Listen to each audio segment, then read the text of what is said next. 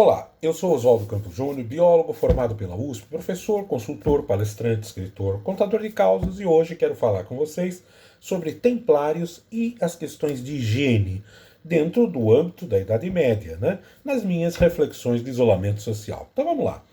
Este tema nos remete a ideias, os templários, como lutas, vitórias, castelos, grau, honra, catolicismo, fogueiras, bruxos, espadas, e pouca gente pensa em higiene.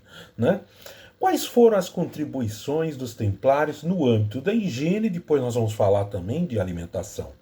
É interessante nos reportarmos as interrelações na área política, cultural e, sobretudo, espiritual dos templários com outros povos.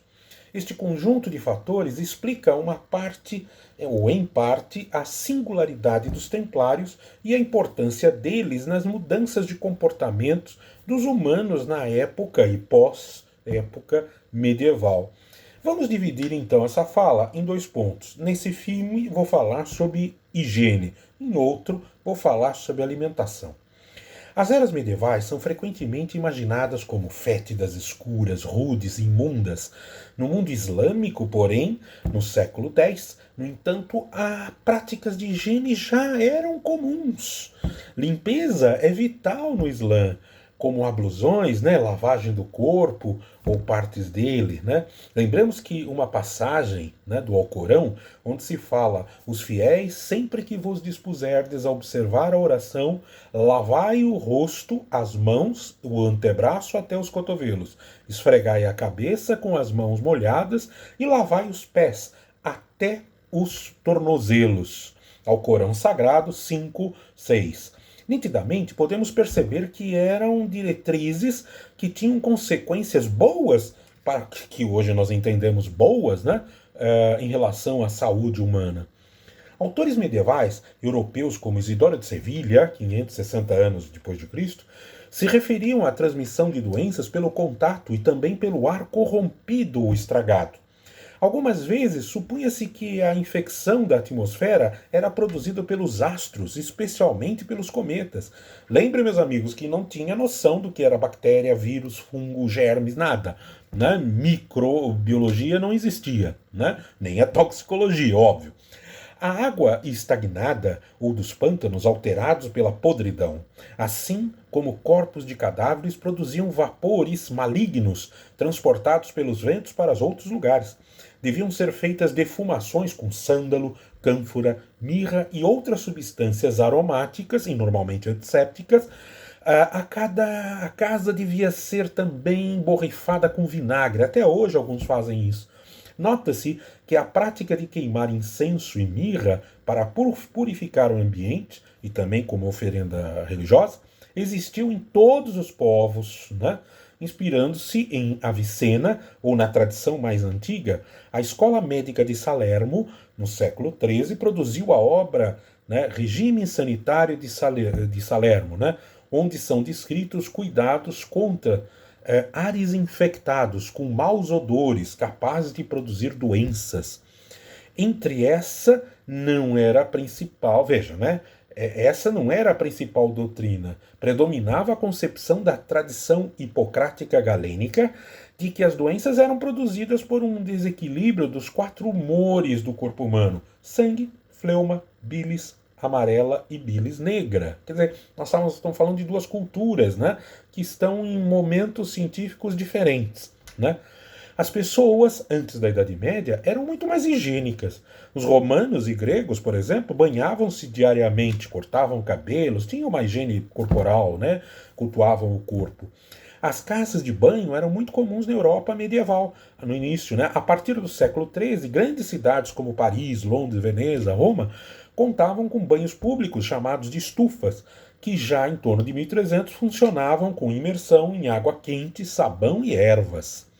Na Idade Média, um período entre a queda do Império Romano até a descoberta da América, com o predomínio na Europa do cristianismo, essas casas foram fechadas por incentivar atos de luxúria, quer dizer, todo mundo pelado, limpinho, água quentinha, aromas, vai ver. Então os padres e os médicos espalharam a crença em toda a população de que a água especialmente quente fazia enfraquecer os músculos e reduzia a habilidade motora, gerando doenças. Ruim para os olhos, dentes e o rosto, e que poderia fazê-los vulneráveis ao frio. Também passou a ser difundido que a sujeira era benéfica à saúde, teoria aprovada pela comunidade médica, que acreditava que não tem nada a ver com a comunidade médica de hoje, né? Então, que acreditava que a água abria os poros e deixava indivíduos vulneráveis à doença. A higiene pessoal não era considerada uma prioridade para ser, né, prioridade, e a limpeza também não. Bastava lavar a mão e o rosto e acabou, o resto é o resto. Né? A higiene na Idade Média era abismal comparada ao que nós fazemos hoje. Ou nossas práticas de hoje. Né? As ruas das cidades eram tomadas por lixo, esterco de cavalo, urina, fezes humanas também serviam para esterco, e esse esterco levava à reprodução de parasitas, né? E uma série de outras coisas. Daí explica-se uma longevidade média do cidadão era em torno de 30 a 45 anos. E é espantoso que, ao estudarmos a vida dos cavaleiros templários, nos deparamos com uma longevidade bem maior que o cidadão comum. Estes monges militares, que lutavam com a cruz de Cristo no peito, viviam para lá de 60 anos, enquanto que a maioria das pessoas, né, não chegavam a 45 anos. Certamente, os segredos eram a alimentação e as práticas de higiene. Práticas oriundas de contatos civilizatórios conseguidos em viagens e lutas pelo mundo. Conheceram várias outras culturas. Lavar as mãos antes de comer era obrigatório. Além disso, o refeitório estava sempre limpo, com toalhas de mesa disponíveis. Desta forma, refletimos que os templários se empoderaram de uma série de práticas da cultura, principalmente islâmica, e de todos os lugares que passaram, conhecedores de fitoterápicos, cuidados de higiene, nutrição e saúde, ainda que de forma mais intuitiva e de forma interessante, não para si mesmos, né? Não para si mesmos, mas por glória do Senhor, da sua fé. Né? Então é muito interessante, quer dizer, tudo isso cuida de ti mesmo, né? Gosta de ti mesmo, cuida do seu corpo, da sua mente, de tudo que é seu. Para quê? Para poder cuidar dos outros. Né? E em relação ao quê? Em relação à glória de um Deus. Né? Então essa é uma primeira contribuição, né? Mas eu estou caminhando por esses estudos, até quem souber alguma coisa a respeito, pode passar para mim, que será ótimo. O próximo filme será sobre alimentação. Tá? Então, muito obrigado. Sigam no YouTube, né? Oswaldo Campos JR, e até a próxima, gente.